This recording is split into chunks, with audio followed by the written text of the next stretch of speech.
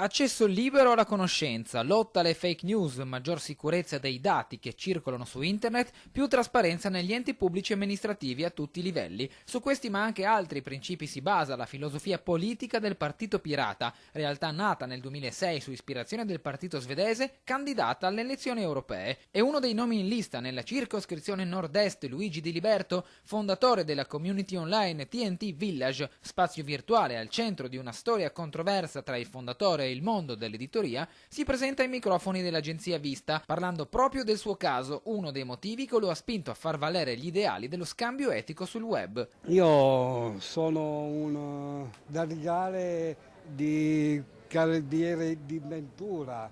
E il partito Ridare appoggia questa battaglia in cui sono accusato per alcuni articoli in cui rischio anche 4 anni di carcere, però lo scambio etico continua l'attività perché TNT continua a essere sia il Baggio o altro dominio. Vedremo cosa diranno i giganti che vuole fare questo processo e vedremo per il giudice che decide. Di Liberto parla anche dell'ipotesi di vedere un loro esponente all'Europarlamento. Se ci saranno alcuni eletti